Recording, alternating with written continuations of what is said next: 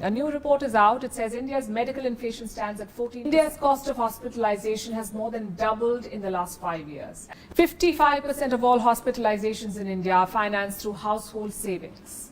23% are done through borrowings. ಹಲೋ ನಮಸ್ಕಾರ ಎಲ್ಲರಿಗೂ. Welcome to Brothers Finance. ನಾನು ಅಭಿಷೇಕ್. ಈ ವಿಡಿಯೋದಲ್ಲಿ ಹೆಲ್ತ್ ಇನ್ಶೂರೆನ್ಸ್ ಬಗ್ಗೆ ಕಂಪ್ಲೀಟ್ ಡೀಟೇಲ್ಸ್ ಎಕ್ಸ್ಪ್ಲೇನ್ ಮಾಡ್ತೀನಿ. ಸ್ಟೆಪ್ ಬೈ ಸ್ಟೆಪ್ ಹೇಗೆ ಒಂದು ಒಳ್ಳೆಯ ಹೆಲ್ತ್ ಇನ್ಶೂರೆನ್ಸ್ ತೊಗೊಬೇಕು ಮತ್ತು ಯಾವ್ಯಾವ ಪ್ಯಾರಾಮೀಟರ್ನ ಚೆಕ್ ಮಾಡಿ ತೊಗೊಬೇಕು, ಹೆಲ್ತ್ ಇನ್ಶೂರೆನ್ಸ್ನ ಕಂಪೇರ್ ಮಾಡಿ ಯಾವುದು ಒಳ್ಳೆಯ ಹೆಲ್ತ್ ಇನ್ಶೂರೆನ್ಸ್ ಅಂತ ಸೆಲೆಕ್ಟ್ ಮಾಡ್ಕೊತೀನಿ. ಈ ವಿಡಿಯೋನ ಕಂಪ್ಲೀಟಾಗಿ ನೋಡಿ, ತುಂಬ ಯೂಸ್ಫುಲ್ ಇನ್ಫಾರ್ಮೇಷನ್ ಇದೆ. ಲಾಸ್ಟ್ ವಿಡಿಯೋ ನೋಡಿಲ್ಲ ಅಂತಂದರೆ ನೋಡಿ, ಹೆಲ್ತ್ ಇನ್ಶೂರೆನ್ಸ್ ಬಗ್ಗೆ, ಅದು ಪಾರ್ಟ್ 1. ಇವಾಗ ಹೆಲ್ತ್ ಇನ್ಶೂರೆನ್ಸ್ ತೊಗೊಳೋದಕ್ಕೆ ಪಾಲಿಸಿ ಬಜಾರ್ ವೆಬ್ಸೈಟಲ್ಲಿ ಬಂದಿದ್ದೀವಿ. ಇದು ಪಾಲಿಸಿ ಬಜಾರ್ ಯೂಸರ್ ಇಂಟರ್ಫೇಸ್ ಈ ಥರ ಓಪನ್ ಆಗುತ್ತೆ. ಇಲ್ಲಿ ಫಸ್ಟ್ ನೋಡಿ, select member who you want to insure. ಈ ಇನ್ಶೂರೆನ್ಸ್ ಯಾರಿಗೋಸ್ಕರ? ಎಂದೇ ಆಗಲಿ ಇನ್ಶೂರೆನ್ಸ್ ತೊಗೊಬೇಕಾದ್ರೆ ಸೆಲ್ಫ್ ತೊಗೊಬೇಕಾ ಅಥವಾ ಕಂಪ್ಲೀಟ್ ಫ್ಯಾಮಿಲಿಗೆಲ್ಲ ಸೇರಿ ಒಂದು ಹೆಲ್ತ್ ಇನ್ಶೂರೆನ್ಸ್ ತೊಗೊಬೇಕಾ? ಇದರಲ್ಲಿ ಏನು ಗೊತ್ತಾ, ಕಂಪ್ಲೀಟ್ ಫ್ಯಾಮಿಲಿಗೆ ಎಂದೂ ತೊಗೊಬಾರ್ದು. ಯಾಕಂದರೆ ಇಲ್ಲಿ ಕಂಪ್ಲೀಟ್ ಫ್ಯಾಮಿಲಿಗೆ ಇನ್ಕ್ಲೂಡ್ ಮಾಡಿದ್ರೆ ಫಾದರ್, ಮದರ್, ವೈಫ್, ಸನ್, ಡಾಟರ್ ಎಲ್ಲರನ್ನೂ ಇನ್ಕ್ಲೂಡ್ ಮಾಡಿದಾಗ ಫಾದರ್ ಆ್ಯಂಡ್ ಮದರ್ಗೆ ಏಜ್ ಜಾಸ್ತಿ ಆಗಿರುತ್ತೆ. ಅದಕ್ಕೋಸ್ಕರ ಪ್ರೀಮಿಯಮ್ ಸಹ ಜಾಸ್ತಿ ಆಗುತ್ತೆ. ಅವಾಗ ಅದಕ್ಕೋಸ್ಕರ ಸೆಲ್ಫ್ ಮತ್ತು ವೈಫ್, ಸನ್, ಡಾಟರ್ ಇವ್ರಿಗೆ ಒಂದು ಹೆಲ್ತ್ ಇನ್ಶೂರೆನ್ಸ್ ತೊಗೊಂಡು ಸಪ್ರೇಟಾಗಿ ಫಾದರ್ಗೆ, ಮದರ್ಗೆ ಸಪ್ರೇಟ್ ಹೆಲ್ತ್ ಇನ್ಶೂರೆನ್ಸ್ ತೊಗೊಬೇಕು. ಆವಾಗ ಪ್ರೀಮಿಯಮ್ ನಾರ್ಮಲ್ ಆಗಿರುತ್ತೆ.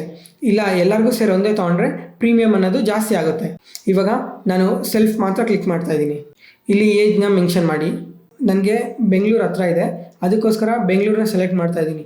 ಜೊತೆಗೆ ಬೆಂಗಳೂರು ಅಂತಂದರೆ ಮಲ್ಟಿ ಸ್ಪೆಷಾಲಿಟಿ ಹಾಸ್ಪಿಟಲ್ಸ್ ಎಲ್ಲ ತುಂಬ ಬೆಂಗಳೂರಲ್ಲೇ ಬರುತ್ತೆ. ಇಲ್ಲ ಬೆಂಗಳೂರಲ್ಲಿ ಅಂದರೆ ಮೈಸೂರು, ಮಂಗಳೂರು, ತುಮಕೂರು ಈ ಥರ ಎಲ್ಲ ಡಿಸ್ಟ್ರಿಕ್ಟ್ನೂ ನಾವು ಸೆಲೆಕ್ಟ್ ಮಾಡ್ಕೊಬೋದು. ಹೆಸರು ಮತ್ತು ಫೋನ್ ನಂಬರ್ ಅಲ್ಲಿಂದ ಎಂಟರ್ ಆಗಿ.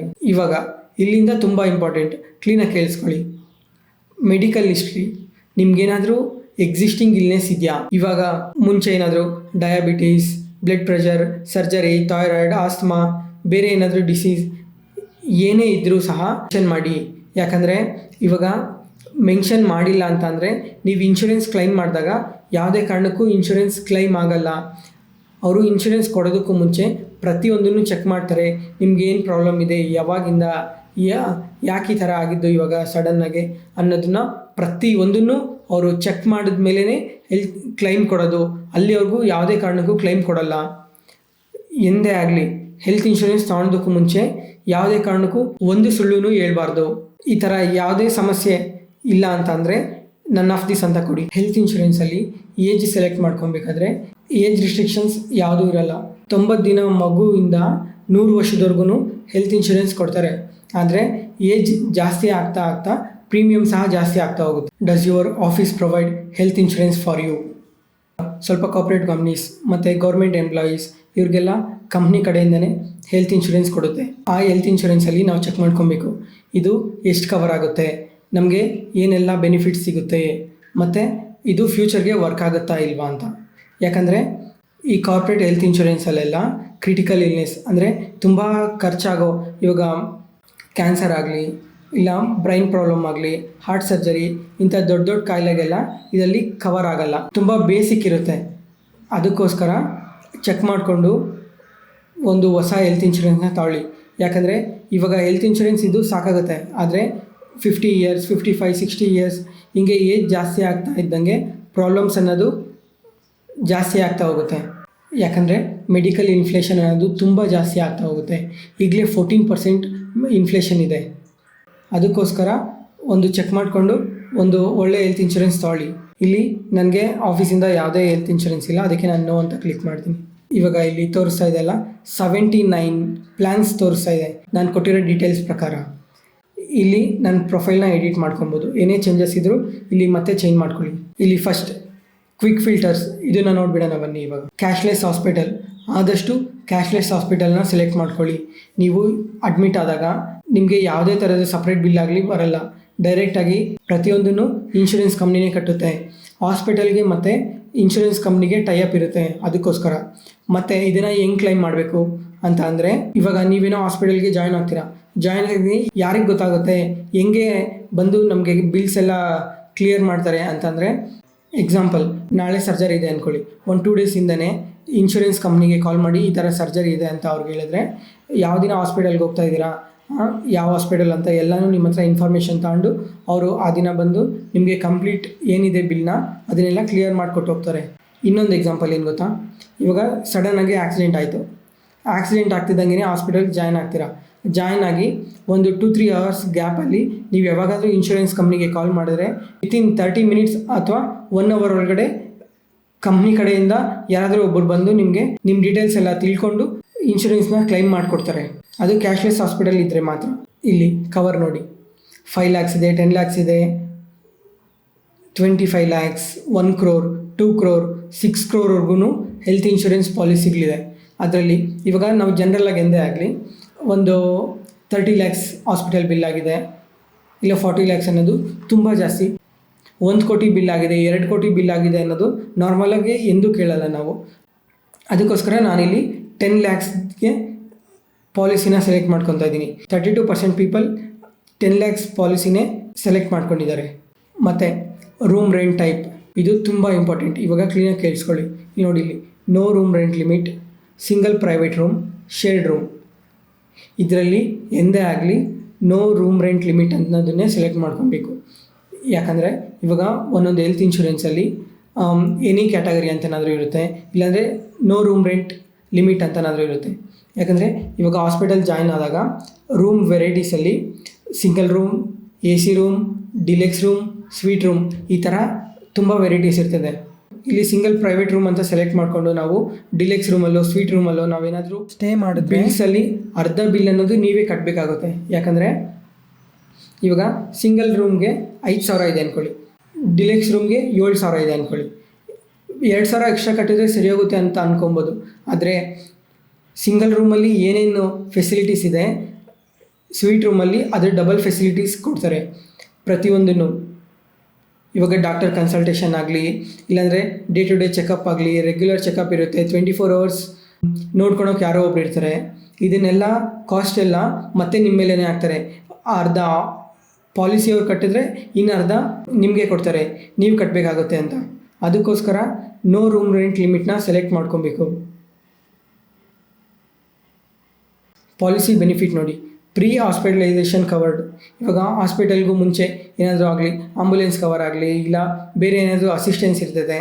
ಇವಾಗ ಸರ್ಜರಿ ಆಗಿದೆ ಅಂದ್ಕೊಳ್ಳಿ, ಸರ್ಜರಿಗಿಂತ ಮುಂಚೆ ಯಾವ್ಯಾವ ಮೆಡಿಕೇಷನ್, ಬ್ಲಡ್ ಟೆಸ್ಟ್ ಮಾಡೋದಾಗಲಿ, ಇಲ್ಲ ಬೇರೆ ಇನ್ನೂ ಏನಾದರೂ ಕವರ್ ಆಗಲಿ, ಸ್ಕ್ಯಾನಿಂಗ್ ಆಗಲಿ, ಬ್ಲಡ್ ರಿಪೋರ್ಟ್, ಈ ಥರ ಎಲ್ಲದನ್ನು ಪ್ರೀ ಹಾಸ್ಪಿಟಲೈಸೇಷನಲ್ಲೇ ಕವರ್ ಆಗುತ್ತೆ. ಪ್ರೀ ಹಾಸ್ಪಿಟಲೈಸೇಷನಲ್ಲೇ ಇವಾಗ ಹಾಸ್ಪಿಟಲ್ ಜಾಯಿನ್ ಆಗೋದಕ್ಕೂ ಮುಂಚೆ 60 days ಏನಾದರೂ ಪ್ರಾಬ್ಲಮ್ ಇದ್ದರೆ, ಇಲ್ಲ ಏನಾದರೂ ಅಡಿಷ್ನಲಾಗಿ ಏನಾದರೂ ಪ್ರಾಬ್ಲಮ್ ಇದ್ದು ಏನಾದರೂ ಬಿಲ್ಸ್ ಆಗಿದ್ರೆ ಅದು ಸಹ ಕ್ಲಿಯರ್ ಆಗುತ್ತೆ. ಪೋಸ್ಟ್ ಹಾಸ್ಪಿಟಲೈಸೇಷನಲ್ಲಿ ನೀವು ಸರ್ಜರಿ ಆಯಿತು, ಸರ್ಜರಿ ಆದಮೇಲೆ ಒಂದೇ ಸಲಗೆ ಮುಗ್ದೋಗಲ್ಲ. ಸರ್ಜರಿ ಆದಮೇಲೆ ರೆಗ್ಯುಲರ್ ಚೆಕಪ್ಸ್ ಇರುತ್ತೆ, ಮೆಡಿಕೇಷನ್ಸ್ ಅನ್ನೋದನ್ನು ಚೇಂಜ್ ಮಾಡ್ತಾ ಹೋಗ್ತಾರೆ. ಹೊಸ ಟ್ಯಾಬ್ಲೆಟ್ಸ್ ಆಗಲಿ, ಹೊಸದಾಗಲಿ ಪ್ರತಿಯೊಂದನ್ನು ಪ್ರಿಸ್ಕ್ರೈಬ್ ಮಾಡಿದಾಗೆಲ್ಲ ಚೇಂಜ್ ಆಗ್ತಾ ಹೋಗುತ್ತೆ. ಅದಕ್ಕೋಸ್ಕರ ಹಾಸ್ಪಿಟಲ್ ಬಿಟ್ಟು 180 days ಆದ್ರೂ ನಿಮಗೆ ಪ್ರತಿಯೊಂದು ಬಿಲ್ಲೂ ಇನ್ಶೂರೆನ್ಸ್ ಅವರೇ ಕಟ್ತಾರೆ. ಡೇ ಕೇರ್ ಟ್ರೀಟ್ಮೆಂಟ್, ಈ ಡೇ ಕೇರ್ ಟ್ರೀಟ್ಮೆಂಟಲ್ಲಿ ಬೆಳಿಗ್ಗೆ ಹೊತ್ತೇ ಮಾಡೋ ಸ್ವಲ್ಪ ಟ್ರೀಟ್ಮೆಂಟ್ ಇದೆ. ಇವಾಗ ಕ್ಯಾಟ್ರಾಕ್ಟ್ ಅಂದ್ಕೊಳ್ಳಿ, ಕ್ಯಾಟ್ರಾಕ್ಟ್ ಎಂದೇ ಆಗಲಿ ಮಾರ್ನಿಂಗ್ ಟೈಮಲ್ಲೇ ಮಾಡ್ತಾರೆ, ಬೆಳಿಗ್ಗೆ ಟೈಮಲ್ಲೇ ಮಾಡ್ತಾರೆ. ಅದಕ್ಕೋಸ್ಕರ ಡೇ ಕೇರ್ ಟ್ರೀಟ್ಮೆಂಟಲ್ಲಿ ಇದು ವರ್ಕ್ ಆಗುತ್ತೆ. ಇಲ್ಲಾಂದರೆ ನೀ ಸರ್ಜರಿ ಆಗಲಿ, ಇದೆಲ್ಲ ಡೇ ಕೇರ್ ಟ್ರೀಟ್ಮೆಂಟಲ್ಲೇ ಬರುತ್ತೆ. ಇದನ್ನು ಸೆಲೆಕ್ಟ್ ಮಾಡ್ಕೊಬೇಕು. ಮತ್ತು ನೋ ಕ್ಲೈಮ್ ಬೋನಸ್. ಇವಾಗ ಒಂದೊಂದು ಪಾಲಿಸಿಯವ್ರು ಏನು ಮಾಡ್ತಾರೆ ಅಂದರೆ 1 ವರ್ಷ ಕ್ಲೈಮ್ ಮಾಡಿಲ್ಲ, 2 ವರ್ಷ ಕ್ಲೈಮ್ ಮಾಡಿಲ್ಲ ಅಂತಂದರೆ ನಿಮಗೆ ಡಿಸ್ಕೌಂಟ್ ಕೊಡೋದಾಗಲಿ, ಇಲ್ಲಾಂದರೆ ಕವರೇಜ್ ಅನ್ನೋದು ಇನ್ಕ್ರೀಸ್ ಮಾಡೋದಾಗಲಿ, ಈ ಥರ ಎಲ್ಲ ಆಪ್ಷನ್ಸ್ ಇದೆ. ಪಾಲಿಸಿಯವರೇ ಮಾಡಿಕೊಡ್ತಾರೆ ಇದನ್ನೆಲ್ಲ. ರೀಸ್ಟೋರೇಷನ್ ಬೆನಿಫಿಟ್, ಇದು ತುಂಬ ಮುಖ್ಯ. ಯಾಕಂದರೆ 1 ವರ್ಷದಲ್ಲಿ ಒಂದೇ ಸಲ ಅಡ್ಮಿಟ್ ಆಗಬೇಕು ಅನ್ನೋದೇನಾದರೂ ಇದೆಯಾ? ಇಲ್ಲ. 1 ಸಲ ಅಡ್ಮಿಟ್ ಆಗ್ಬೋದು, 2 ಸಲ ಅಡ್ಮಿಟ್ ಆಗ್ಬೋದು, 3 ಸಲ ಅಡ್ಮಿಟ್ ಆಗ್ಬೋದು. ಅದಕ್ಕೋಸ್ಕರ ಇವಾಗ ಫಸ್ಟ್ ಟೈಮ್ ಅಡ್ಮಿಟ್ ಆದಾಗ 6 lakh ಬಿಲ್ ಆಯಿತು ಅಂದ್ಕೊಳ್ಳಿ, ಸೆಕೆಂಡ್ ಟೈಮ್ 5 lakh ಬಿಲ್ ಆಯಿತು, ಥರ್ಡ್ ಟೈಮ್ 2 lakh ಬಿಲ್ ಆಯಿತು. ಇವಾಗ ಟೋಟಲ್ಲು 5 lakh, 6 lakh, 2 lakh ಎಷ್ಟಾಯ್ತು ಹೇಳಿ? 13 lakhs ಆಯಿತು. ಆದರೆ ಪಾಲಿಸಿ ಇರೋದು ನಮಗೆ 10 lakhs ಅಲ್ವಾ? 13 lakhs ಇನ್ನೂ 3 lakhs ಎಕ್ಸ್ಟ್ರಾ ಆಯ್ತಲ್ವಾ ಅಂತಂದರೆ ರೀಸ್ಟೋರೇಷನ್ ಬೆನಿಫಿಟ್ ಇದ್ದರೆ ಇವಾಗ ಫಸ್ಟ್ ಟೈಮ್ ಅಡ್ಮಿಟ್ ಆಗ್ತೀರಾ, 6 lakh ಆಗಿದೆ ಬಿಲ್ಲು, ಇನ್ನೂ 4 lakh ಇರುತ್ತೆ ಅಂದ್ಕೊಂಡ್ರು ಅದು ನೀವು ಬಿಲ್ಲೆಲ್ಲ ಹಾಸ್ಪಿಟಲಿಂದ ಬಂದ ಮೇಲೆ ಅದು ಮತ್ತೆ ರೀಸ್ಟೋರ್ ಆಗುತ್ತೆ, ಮತ್ತೆ 10 lakhs ಆಗುತ್ತೆ. ಸೆಕೆಂಡ್ ಟೈಮು ನೀವು ಮತ್ತೆ 6 lakhs ಆಗಿದ್ರೂ ಅದು ಏನು ಪರವಾಗಿಲ್ಲ ಆ ಥರ. ಅದಕ್ಕೋಸ್ಕರ ರೀಸ್ಟೋರೇಷನ್ ಬೆನಿಫಿಟ್ ಅನ್ನೋದು ಇರಬೇಕು. ಯಾವುದೇ ಪಾಲಿಸಿ ತೊಗೊಳೋದಕ್ಕೂ ಮುಂಚೆ ರಿಜಿಸ್ಟೋರೇಷನ್ ಬೆನಿಫಿಟ್ ಇದೆಯಾ ಇಲ್ವಾ ಅಂತ ಚೆಕ್ ಮಾಡಿಕೊಂಡು ತಗೊಳ್ಳಿ. ಈ ಫ್ರೀ ಹೆಲ್ತ್ ಚೆಕಪ್ ಅನ್ನೋದು ಪ್ರತಿ ವರ್ಷ ಪ್ರತಿಯೊಬ್ಬರೂ ಮಾಡಿಸ್ಲೇಬೇಕಾಗಿರೋದು. ಯಾಕಂದರೆ ಇವಾಗ ಇಂಟರ್ನಲ್ ಆಗಿ ಏನಾದರೂ ಎಫೆಕ್ಟ್ ಇದ್ದರೆ ಅದು ಬೇಗ ಮೇಲೆ ಗೊತ್ತಾಗಲ್ಲ, ಒಳಗಡೆನೇ ಅದರದ್ದು ಸಮಸ್ಯೆ ಎಲ್ಲ ಇರುತ್ತೆ. ಅದಕ್ಕೋಸ್ಕರ ನಾವು ಪ್ರತಿ ವರ್ಷ ಒಂದು ಸಲ ಕಂಪ್ಲೀಟ್ ಬಾಡಿ ಚೆಕಪ್ನ ಮಾಡಿಸ್ತಾ ಇರಬೇಕು. ಮಾಡಿಸಿ ಇದು ಹೆಲ್ತ್ ಇನ್ಶೂರೆನ್ಸ್ ಕಂಪ್ನಿಗೂ ಅಪ್ಡೇಟ್ ಮಾಡ್ತಾಯಿದ್ರೆ ನಮಗೆ ಕ್ಲೈಮ್ ಮಾಡಿದಾಗ ತುಂಬ ಈಸಿಯಾಗಿ ಕ್ಲೈಮ್ ಆಗುತ್ತೆ. ಯಾಕಂದರೆ ನಾವು ಪ್ರತಿ ವರ್ಷವೂ ಹೆಲ್ತ್ ಚೆಕಪ್ ಮಾಡಿಸ್ತಾನೆ ಇದ್ದೀವಿ. ಅದಕ್ಕೋಸ್ಕರ ಮತ್ತು ಹೆಲ್ತ್ ಇನ್ಶೂರೆನ್ಸ್ ತೊಗೊತೀವಲ್ಲ, ತೊಗೊಳೋದಕ್ಕೂ ಮುಂಚೆನೂ ಒಂದು ಸಲ ಕಂಪ್ಲೀಟ್ ಬಾಡಿ ಚೆಕಪ್ನ ಮಾಡಿಸಿ ಹೆಲ್ತ್ ಇನ್ಶೂರೆನ್ಸ್ ತೊಗೊಳ್ಳಿ. ಯಾಕಂದರೆ ಪ್ರಾಬ್ಲಮ್ಸ್ ಅನ್ನೋದು ಇವಾಗ ಏನೂ ಪ್ರಾಬ್ಲಮ್ ಇಲ್ಲ ಅಂದ್ಕೊಳ್ಳಿ, ಕ್ಲೈಮ್ ಆದಾಗ ಕ್ಲೀನಾಗೆ ಕ್ಲೈಮ್ ಆಗುತ್ತೆ. ಅಕಸ್ಮಾತ್ ಏನಾದರೂ ಇಂಟರ್ನಲ್ ಪ್ರಾಬ್ಲಮ್ ಇದ್ದು ಇದು ನೀವು ಹೇಳಿರಲಿಲ್ಲ, ಇದು ನಿಮ್ಗೆ ಆವಾಗಲೇ ಪ್ರಾಬ್ಲಮ್ ಇತ್ತು ಅಂತ ಏನಾದರೂ ಹೇಳಿ ಮತ್ತೆ ಕ್ಲೈಮ್ನ ರಿಜೆಕ್ಟ್ ಮಾಡೋ ಚಾನ್ಸಸ್ ಇದೆ. ಅದಕ್ಕೋಸ್ಕರ ಹೆಲ್ತ್ ಇನ್ಶೂರೆನ್ಸ್ ತೊಗೊಳೋದಕ್ಕೂ ಮುಂಚೆನೇ ಒಂದು ಕ್ಲೀನಾಗೆ ಕಂಪ್ಲೀಟ್ ಬಾಡಿ ಚೆಕಪ್ನ ಚೆಕ್ ಮಾಡಿಸಿ ಹೆಲ್ತ್ ಇನ್ಶೂರೆನ್ಸ್ ತೊಗೊಳ್ಳಿ. ಮತ್ತು ಆ ಚೆಕಪ್ ಮಾಡಿಸಿರ್ತೀರಲ್ಲ, ಚೆಕಪ್ ಮಾಡಿರೋ ರಿಪೋರ್ಟ್ಸ್ನ ಕ್ಲೀನಾಗಿ ನಿಮ್ಮ ಹತ್ರ ಒಂದು ಕಾಪಿ ಹಂಗೆ ಎತ್ತಿಟ್ಕೊಳ್ಳಿ, ನಿಮಗೆ ಅದು ಉಪಯೋಗ ಆಗುತ್ತೆ. ಪ್ರತಿ ವರ್ಷ ತಂದಿರೋ ರಿಪೋರ್ಟ್ನ ಹಂಗೆ ಎತ್ತಿಕೊಳ್ಳಿ. ಡಾಕ್ಟರ್ ಕನ್ಸಲ್ಟೇಷನ್ ಮತ್ತು ಫಾರ್ಮಸಿ.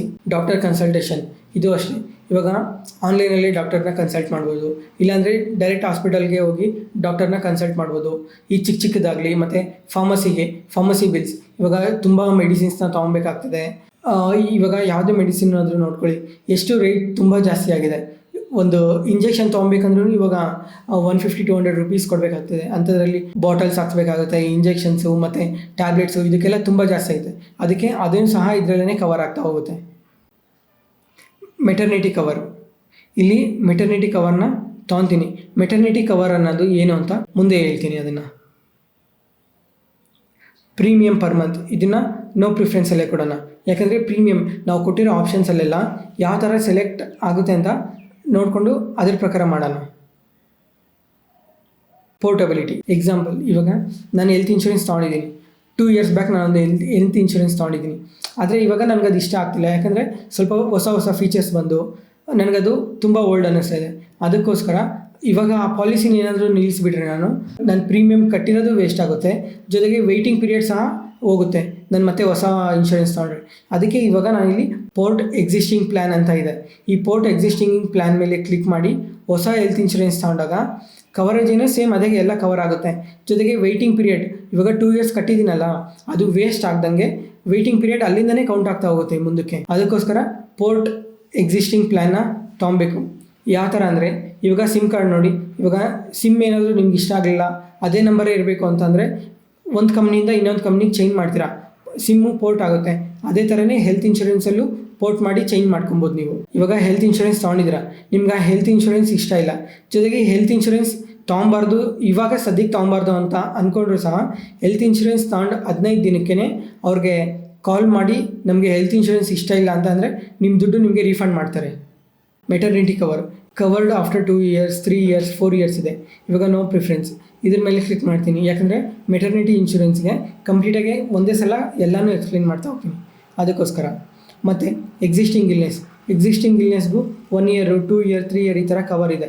ಎಕ್ಸಿಸ್ಟಿಂಗ್ ಇಲ್ನೆಸ್ಸಲ್ಲಿ ಯಾವುದ್ಯಾವ್ದು ಬರುತ್ತೆ, ಯಾವುದಕ್ಕೆ ವೆಯ್ಟಿಂಗ್ ಪೀರಿಯಡ್ ಇರುತ್ತೆ ಅನ್ನೋದನ್ನು ಮುಂದೆ ನೋಡೋಣ. ಪಾಲಿಸಿ ಪೀರಿಯಡು ಅಷ್ಟೇ 1 year, 2 year, 3 year ಇದೆ. ನಾನಿವಾಗ 1 year ಮೇಲೆ ಸೆಲೆಕ್ಟ್ ಮಾಡ್ಕೊತೀನಿ. ಇಲ್ಲಿ ನೋಡಿ, ಇಷ್ಟು ಥರ ಹೆಲ್ತ್ ಇನ್ಶೂರೆನ್ಸ್ ಕಂಪ್ನಿಗಳು ಇದೆ.